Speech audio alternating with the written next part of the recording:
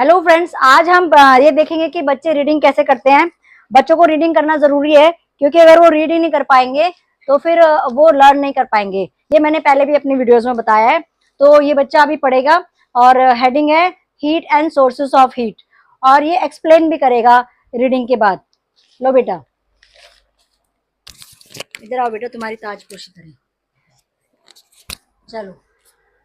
People prefer to start their day with a hot cup of tea or coffee, but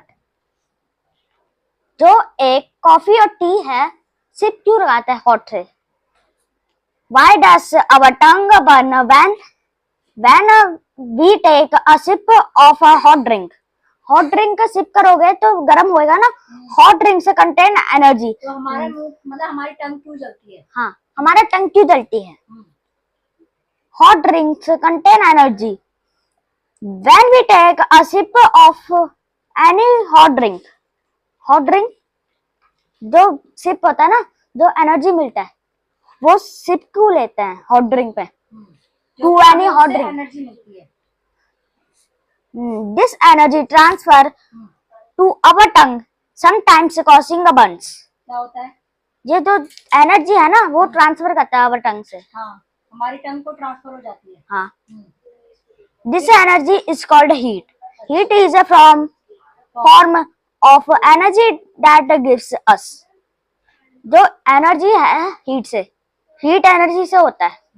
heat is a from energy gives, that वो gives मिलता है, हमें मिलता है energy को। ठीक, a sensation of warmth and always moves from hotter things to cooler ones. जो hotter things होता है ना वो कूलर करता है।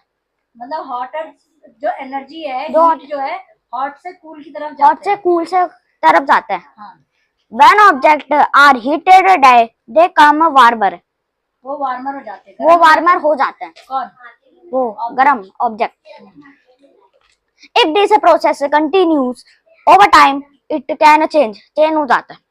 जो प्रोसेस होता है ना, प्रोसेस जो चेंज हो जाता है। How object look and feel? For example, it can रुक जा। For example, if you hold an ice cube in your hand, cube, जो आइस समझाओ। if will melt into, जो आइस कप है वो है, आइस क्यूब जो आइस क्यूब है वो मेल्ट हो जाता है। कहाँ? सन से। Water, if you heat water on a stove, if with boil हो जाता है। और वो वाटर कहाँ बॉयल होता है? स्टोव से बॉईल हो जाता है और गर्म हो जाता है क्योंकि हीट दे रहे हैं ना उसको। हाँ, and turn into a steam मिलता है। स्टीम में चेंज हो जाता है। स्टीम में चेंज हो जाता है। थैंक, अभी और वर्ड, कितना हो गया? अभी और है। यहाँ तक हो गया? हाँ, ठीक है। Now we tell me sources of heat. Heat is generated from